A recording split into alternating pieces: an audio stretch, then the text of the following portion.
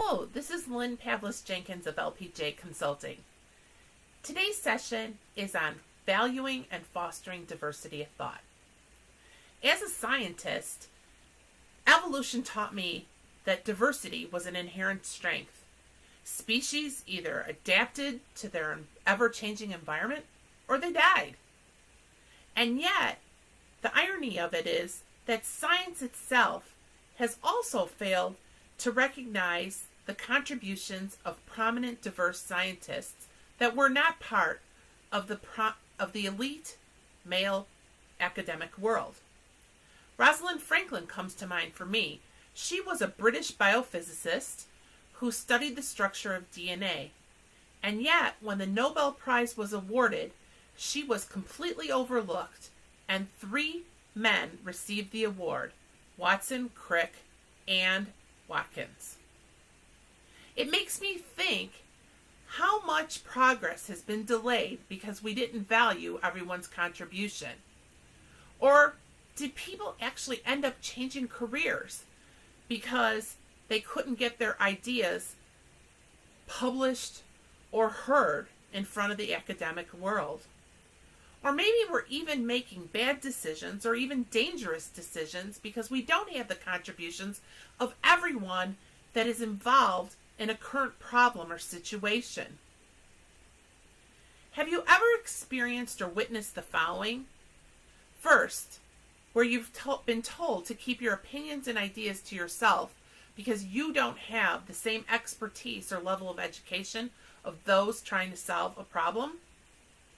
Or 2, have you not spoken up because you feel like your solution that you want to propose is just a little bit too out there compared to everybody else's contribution?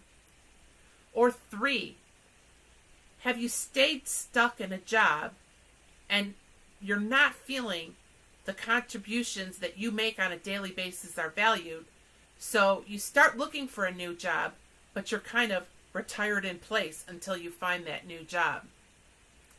If any one of these 3 scenarios, or all of them, have been witnessed by you or experienced by you, then you've had a first-hand experience of a lack of diversity of thought. Our thinking comes from our culture, our backgrounds, our personalities, our experiences. And we need to acknowledge and appreciate everyone's diverse thinking and communication styles and what they bring to the table.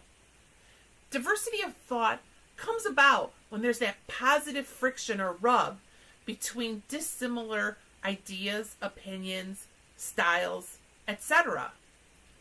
And this is so important, otherwise we risk the danger of groupthink, where we make a decision based on a consensus instead of what would be the best solution possible. So you may ask, how can we foster a diversity of thought? And there is 2 different categories: those things that we can let go or stop doing, and those things that we can do more of or start doing. So in the category of letting go, the first would be letting go of your biases. And this is an excellent book. This book on blind spots is by Mazarin Banaji and Anthony Greenwald. And when I read this book, there were so many different great examples of how a blind spot can get in our way and what we can do to overcome that. They also have an online survey that helps you discern what are your top blind spots. I'd recommend the book highly for wherever you buy your books from. The next thing under letting go, or the second step, would be letting go of the idea that there's one right way. Don't think that you need to jump right into decision making and solution building when you haven't even challenged the decisions or the thoughts or ideas around the table. Create an environment that encourages alternative viewpoints. Make it a rule. Have a devil's advocate when you're actually trying to discuss something. And lastly, let go of status quo. try and read op-ed pieces that differ from your opinions, or check different news sources to make sure you're getting a balanced approach to the information about what's going on around the world. Or finally, I challenge you to go to lunch or dinner with someone that's not part of your normal circle of friends or peer group at work. This will broaden and expand your diversity of thinking. So we have 3 things under letting go. Letting go of your biases, letting go that there's one right way, and letting go of the status quo. Let's move on to the other category, which is about starting or doing more of. Under this category, there are 3 things. First, ask questions that encourage feedback. So, for instance, I might ask, what part of these videos do you dislike the most or find the least valuable? Or you might ask, what have I missed? Is there something else that is relevant to this subject matter? Or finally, you might ask someone, tell me, have there any gaps in our thinking? Have we missed the way we want to approach something? And second of all, under starting to do more of, or continue doing more of, is fostering an environment where there's positive, healthy conflict. So often people are right into solutions and not having an opportunity to just brainstorm ideas, free thinking, before they jump into problem solving.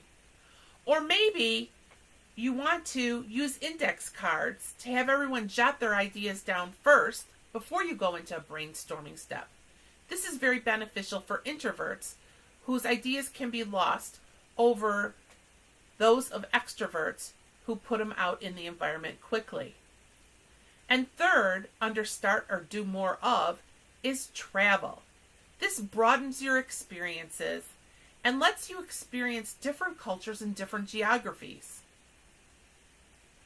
So I would love to hear from you and know what your thoughts are. Is there something I could do better of in these videos? Is there something missing in my thinking? And finally, if you'd like to learn more about diversity of thought, please reach out to me at Lynn, Lynn, at lpjconsulting.com.